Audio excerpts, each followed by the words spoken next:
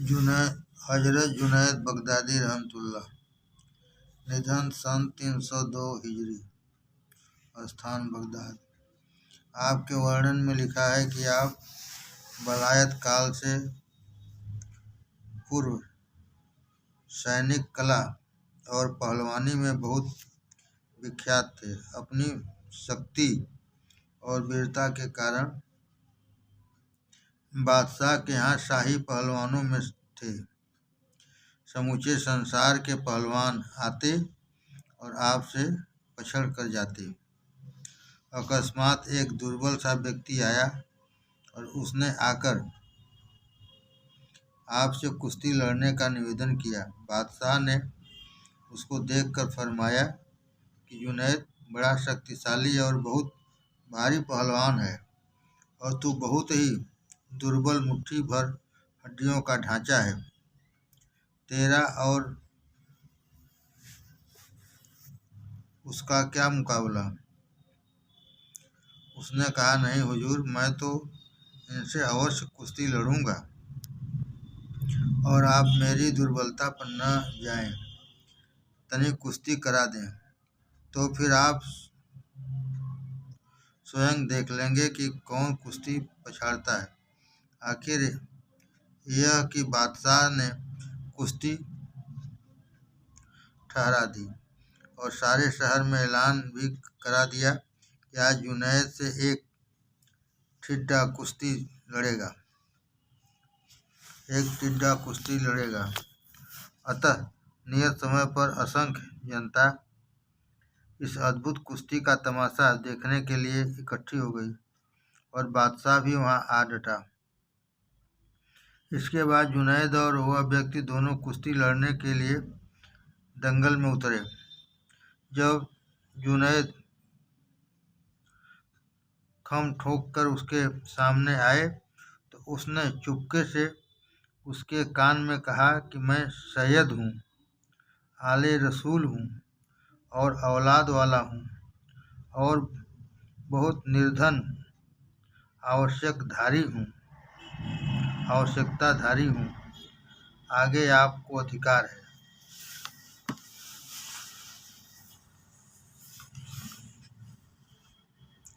बस यह सुनते ही जुनैद रहमतुल्लाह की आंखों से आंसू बहने लगे और स्पष्ट रूप से लड़ते लड़ते आप धरती पर गिर पड़े और जिससे सारे दंगल ने हाहाकार मचा दी।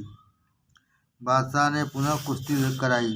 दूसरी बार भी आप थोड़ी से देर में धरती पर गिर गए। तीसरी बार फिर कुश्ती हुई। इस बार तो जुनैद बिल्कुल चित हो गए और अब कोई संदेह शेष नहीं रहा। अब तो बादशाह को और सभी सैलानियों को बहुत दुख और अचंभा हुआ, किंतु इसके साथ ही बादशाह ने उस दुर्बल व्यक्ति को, जिसने जुनैद जैसे देव को पछाड़ा था, बहुत इनाम उपहार प्रदान किया, इतना कि वह धनवान हो गया। इसके बाद जुनैद को बादशाह ने अपने पास बुलाया और कहा, यह जुनैद, यह कैसी विचित्र घटना हुई? जुनैद ने फरमाया, किस तरह जाहिर करूं यह दास्तां?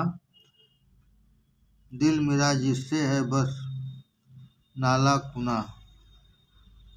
मैंने कुछ खातिर न की उस जात की। कौन था वो, क्या कहूँ, क्या चीज़ थी? था वो औलादे रसूल अल्लाह से। कान में जब उसने यह फिक्रे कहे, कल्ब मेरा हो गया जरो जबर। मैंने कीताजीम उसकी सर बसर, जानकर मैं उससे बस चित हो गया और अदब सादात का मैंने किया। यह हाल सुनकर तो बादशाह को और भी अधिक अचंभा हुआ और कहा, ऐ जुनैद, शाबाशी है तुझको कि तूने एक सैयद को सम्मान देने के लिए अपने आप को इतना जलील किया।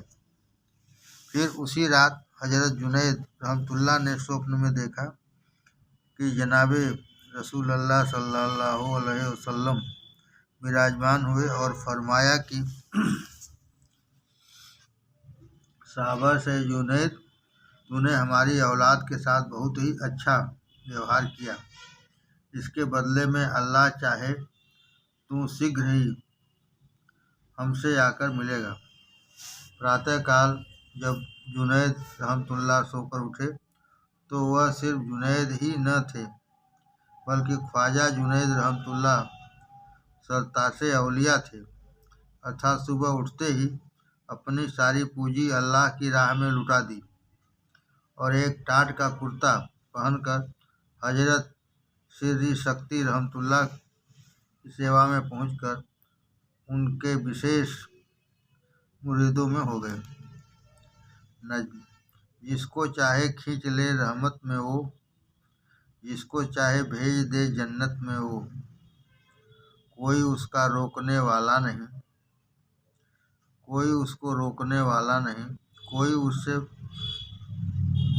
बरतरो आला नहीं। दस्ते रहमत उसका है इतना दराज, दुश्मनों तक का है अपने कारसाज। कंजूसी क्या है? हजरत जुनैद बगदादी रहमतुल्लाह से लोगों ने ज्ञात किया कि मानव के लिए सबसे बुरी आदत कौन सी हो सकती है। हजरत जुनैद बगदादी रहमतुल्लाह से लोगों ने ज्ञात किया कि मानव के लिए सबसे बुरी आदत कौन सी हो सकती है। फरमाया, बुख्ल अर्थात कंजूसी, और यह गुण जिसमें पाए जाएं वह कंजूस कहलाएगा और मरने के बाद नरक में जाएगा। फरमाया, बुख्ल अर्थात कंजूसी, और यह गुण जिसमें पाए जाएं वह कंजूस कहलाएगा और नरक में जाएगा, मरने के बाद नरक में जाएगा। पहला, जो व्यक्ति अतिथि को खाना न खिलाए। पहला, जो व्यक्ति अतिथि को खाना न खिलाए। दूसरा, मांगने वाले को टुकड़ा न दे, कुत्ते बिल्ली को टुकड़ा न दे, भूखे पड़ोसी को खाना न खिलाए, जुमा और ईद को भी हैसियत के बावजूद स्वच्छ और नए कपड़े न पहने। जुमा और ईद को भी हैसियत के बावजूद स्वच्छ और नए कपड़े न पहने। बाल बच्चों के रोटी कपड़े में कमी करें। बाल बच्चों के रोटी कपड़े में कमी करें। सातवां, स्वयं नया कपड़ा पहनकर भी पुराना कपड़ा दान करें। स्वयं नया कपड़ा पहनकर पुराना कपड़ा दान, स्वयं नया कपड़ा पहनकर भी पुराना कपड़े दान न करें।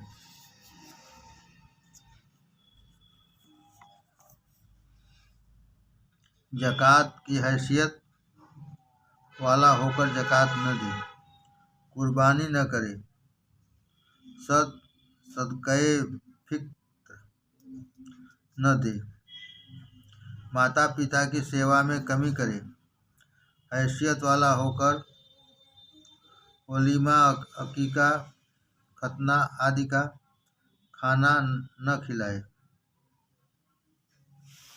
हैसियत वाला होकर वलीमा, अकीका, खतना आदि का खाना न खिलाए। 13वां, अपने नौकरों को भूखा रखे। वज़्न: बुख्ल में दाखिल है यह सारी सिफ़ात तंग कर देते हैं जो दिल की हयात। मुर्दा दिल होता है इनसे आदमी, मुनफइल होता है इनसे आदमी। नज्म में आता है इसका जायका, जद के दम घुटता है एक कंजूस का। जब के दम घुटता है एक कंजूस का। सच्ची मित्रता: हजरत जुनैद बगदादी रहमतुल्लाह की सेवा में एक व्यक्ति उपस्थित हुआ और उसने निवेदन किया कि महाशय, इस युग में सच्ची मित्रता और भाईचारा कम मिलता है। आपने फरमाया कि मियाँ, यदि तुम यह चाहते हो कि कोई तुम्हारी सेवा और सहानुभूति करे तो निसंदेह ऐसा मित्र और भाई नहीं मिलेगा। और यदि तुम किसी की सहानुभूति और सेवा करो तो अल्लाह की सौगंध तुम्हारे लिए इस युग में भी सच्चे मित्र और सगे भाई हजारों मिल सकते हैं। आपने फरमाया कि मियाँ, यदि तुम यह चाहते हो कोई तुम्हारी सेवा और सहानुभूति करे तो निसंदेह ऐसा मित्र और भाई नहीं मिलेगा। और यदि तुम किसी की सहानुभूति और सेवा करो तो अल्लाह की सौगंध तुम्हारे लिए इस युग में भी सच्चे मित्र और सच्चे भाई हजारों मिल सकते हैं। नज्म। ऐ अखी, लोगों का खिदमतगार बन, हर किसी का मुनसो गम ख्वार बन। खिदमती गमख्वार हो के देख ले, खिदमती गमख्वार हो के देख ले, किस कदर एजाज मिलता है तुझे। सैयदे कौमी तेरा होगा खिताब, जो जहाँ में होगा तू इज्जत मुआब। तुझ पे पड़ती होगी दुनिया की नज़र और तेरी हर बात में होगा असर। तुझ पर पड़ती होगी दुनिया की नज़र और तेरी हर बात में होगा असर। खिदमते कौमी से यह होगा सिला, होगा राजी तुझसे और रब्बुल उला। रोज़े अतहर में अहमद मुज्तबा, शाद होंगे तुझ पे वो सुबह मसा। टिड्डियाँ और मछलियाँ तेरे लिए, टिड्डियाँ और मछलियाँ तेरे लिए यूँ करेंगी वो दुआ अल्लाह से। उम्र में कर इसकी बरकत ए करीम, और कर इन्आम इस पर ए रहीम। खल्क को आराम दे जो आदमी, खल्क को आराम दे जो आदमी, हो न उसके हक में रहमत की कमी। फजल के उस पर दहाने खोल दे, फजल के उस पर दहाने खोल दे, दो जहां में उससे तू राजी रहे। क्या खब सौदा नकद है, इस हाथ दे उस हाथ ले। पापियों को निर्देश। एक दिन एक व्यक्ति हजरत जुनैद बगदादी रहमतुल्लाह की सेवा में उपस्थित हुआ और निवेदन किया कि हुजूर, एक स्थान पर कुछ लोग इकट्ठे हैं और शराब में मस्त हैं, आप चलें और उन्हें निर्देशन दें। अतः हजरत जुनैद बगदादी रहमतुल्लाह ने अपने चेहरे पर नकाब डाली और उस व्यक्ति को साथ लेकर चले। जब जंगल में उस स्थान पर पहुँचे जहाँ वे लोग मद्यपान कर रहे थे, तो उन्हें आता देखकर वे लोग तितर बितर होने लगे।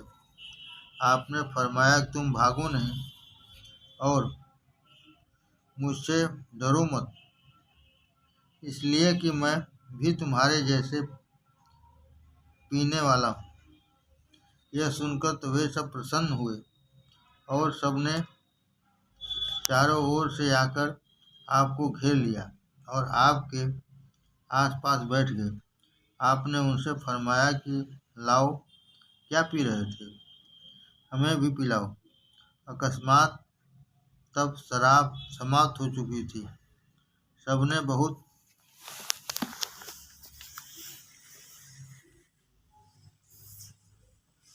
खेद प्रकट किया कि हजरत अब तो नहीं बची, यदि आप फरमाएं तो शहर से अभी मंगवा ली जाए। यह सुनकर आपने फरमाया कि क्या तुम लोगों को ऐसी बात नहीं मालूम कि शहर से आप तुम्हारे पास यहाँ जंगल में आ जाया करें। ये बोले कि महाशय, ऐसी बात तो हम नहीं जानते। आपने फरमाया कि यह तो बहुत सरल है। आओ मैं तुमको ऐसा जबरदस्त अमल सिखा दूं कि चाहो चाहो चाही हुई वस्तु स्वयं तुम्हारे पास चली आया करे, और फिर इसका स्वाद तुम कभी न भूलो। यह सुनकर वे लोग बहुत प्रसन्न हुए और ऐसा अमल सीखने के बहुत इच्छुक हुए। हज़रत जुनैद रहमतुल्लाह ने फरमाया, तुम सब लोग स्नान करो, स्वच्छ और बहुत पवित्र कपड़े पहनो और सुगंध लगाओ। अतः सबने ऐसा ही किया। साफ सुथरे वस्त्र धारण किए और सुगंध लगाई। फिर आपने सबको वजू कराया और फिर फरमाया कि अच्छा, अब तुम सब मिलकर अपने अल्लाह के आगे 2 रकअत नमाज पढ़ो और फिर देखो कि मेरा मौला तुम्हें क्या देता है। इसलिए सबने मिलकर बड़े ध्यान और चाव से 2 रकअत नमाज पढ़नी आरंभ की। प्यारे जुनैद ने उनका तो इधर ध्यानाकर्षित किया और स्वयं अल्लाह के आगे सजदा किया, जिसमें दुख के साथ रोते हुए मुनाजात आरंभ की। मुनाजात, ऐ खुदा, ऐ खालिके जूदो सखा, ऐ खुदा बख्शंद, ऐ अफवो खता, ऐ रहीमो, ऐ करीमो कारसाज, ऐ अलीमो बाकिको बानाए जा राज,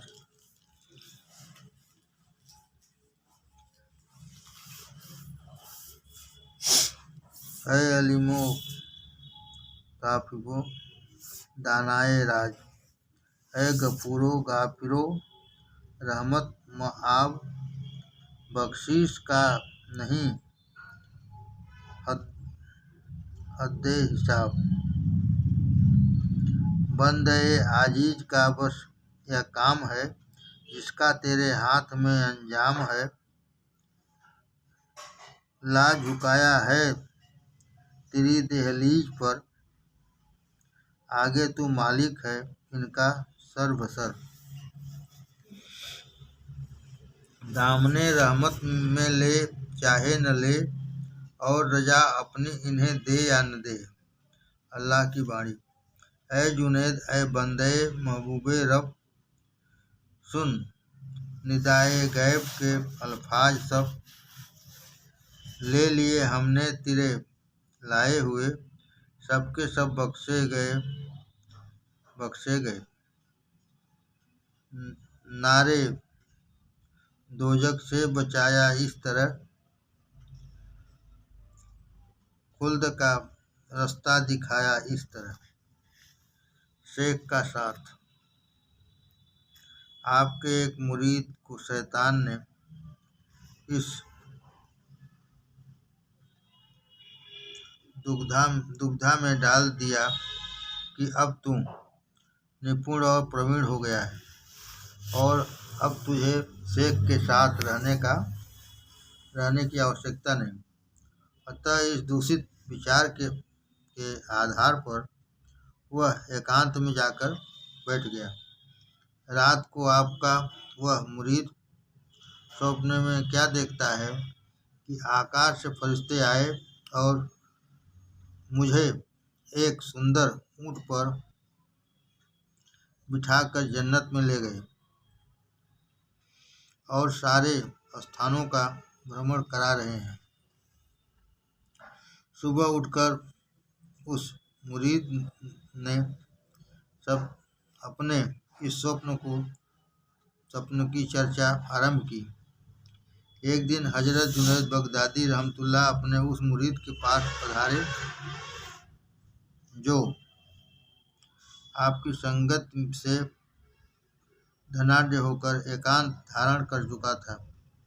आपने उससे फरमाया, एक कामिलो अकमल, निपुण और प्रवीण, अब जब कभी वह फरिश्ते आकाश से तुम्हारे पास आएं और तुम्हें जन्नत की सैर कराएं तो उस समय तुम मेरे प्रति अधिक नहीं, केवल एक बार ला हौला वला कुव्वत इल्ला बिल्लाह हिल अलीम अजीम कहना। यह फरमाकर हजरत जुनैद बगदादी रहमतुल्लाह चले गए और अब वह मुरीद उस अवसर और उस अक्सर और उस समय के प्रतीक्षक हैं कि फरिश्ते आएं और जन्नत की सैर कराएं। आखिर एक रात उसी प्रकार आकाश से फरिश्ते आए और बहुत ही सुंदर ऊंट पर सवार करके उन्हें जन्नत की सैर कराने के लिए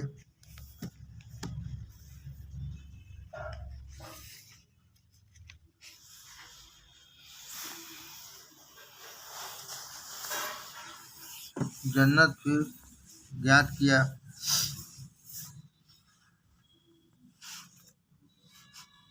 जन्नत में लेकर पहुंचे।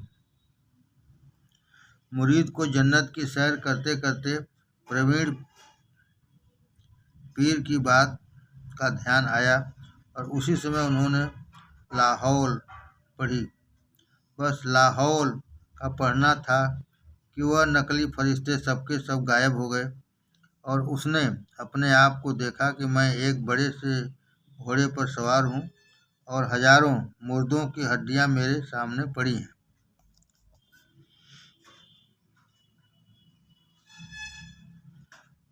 यह स्वप्न से जागा और अपनी भूख से पश्चाताप करके हजरत जुनैद बगदादी रहमतुल्लाह की सेवा में उपस्थित हो गया और उसने अपने मन में यह समझ लिया कि मुरीद के लिए एकांत घातक विष है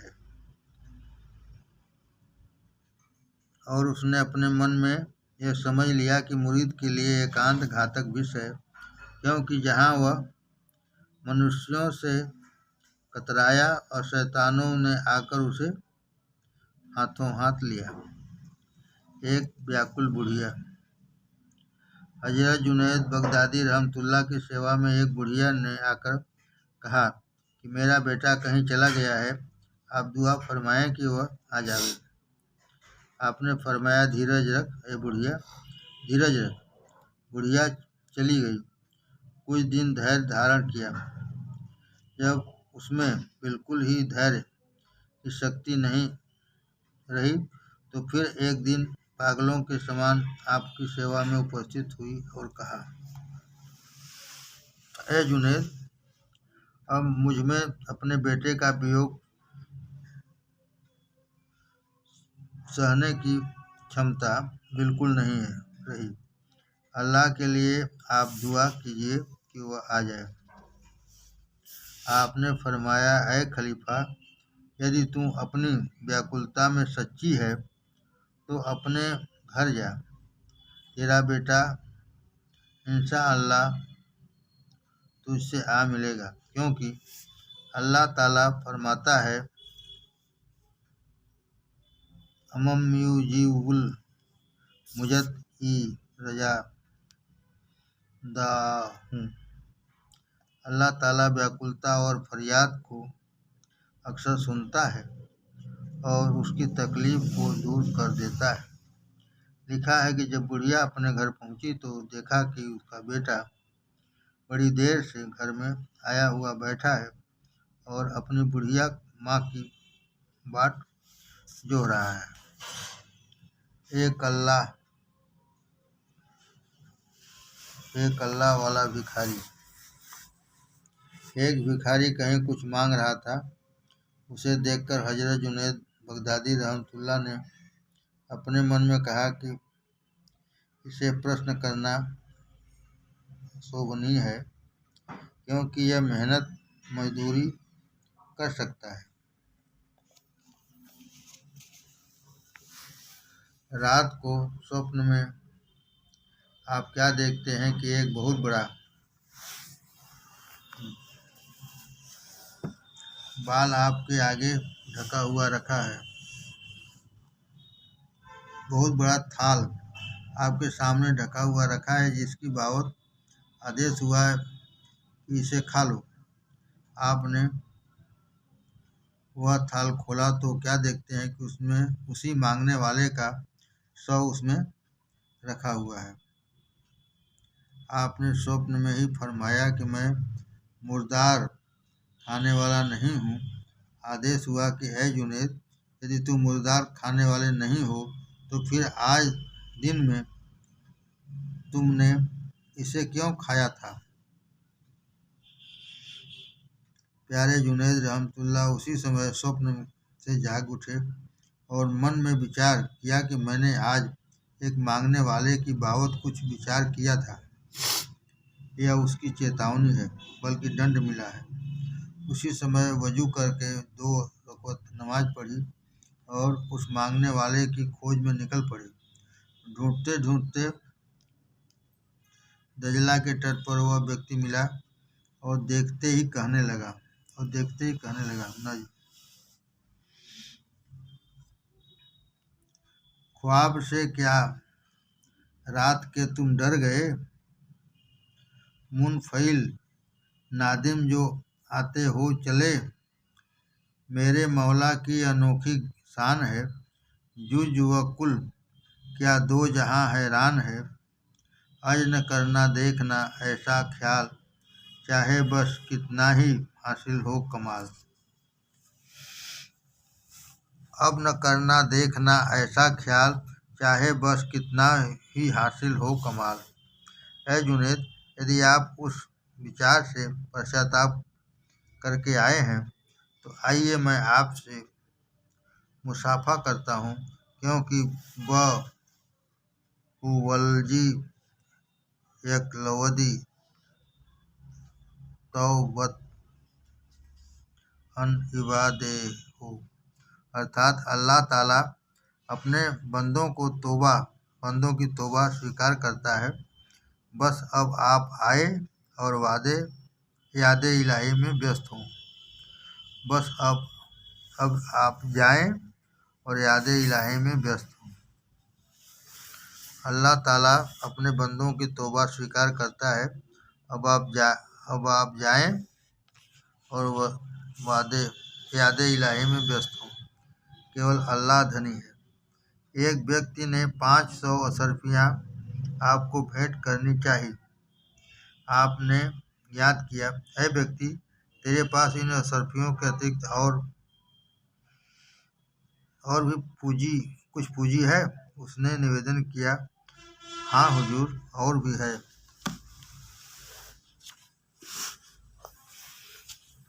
फिर आपने ज्ञात किया कि यह बता कि अब भविष्य में तुझे और पूंजी की भी आवश्यकता है अथवा नहीं। उसने निवेदन किया कि हाँ हजूर, आवश्यकता क्यों नहीं, निसंदेह आवश्यकता है। हजरत जुनैद बगदादी रहमतुल्लाह ने फरमाया, बस तो फिर तुम अपनी अशरफियाँ वापस ले जा। तू मुझसे अधिक आवश्यकताधारी है, क्योंकि मेरे पास कुछ नहीं है और फिर भी मुझे किसी वस्तु की आवश्यकता भी नहीं है। और जबकि तेरे पास धन है और तू अधिक धन की आवश्यकता भी रखता है, अतः कृपया अपना धन वापस ले जा, इसलिए कि मैं आवश्यकताधारी से नहीं लेता हूँ और वह यह समझता हूँ कि एक मेरा मौला धनी है और दोनों जग फकीर है। एक मेरा मौला धनी है और सब दोनों जग फकीर है। गनियो व अंतुमुल फुकरा।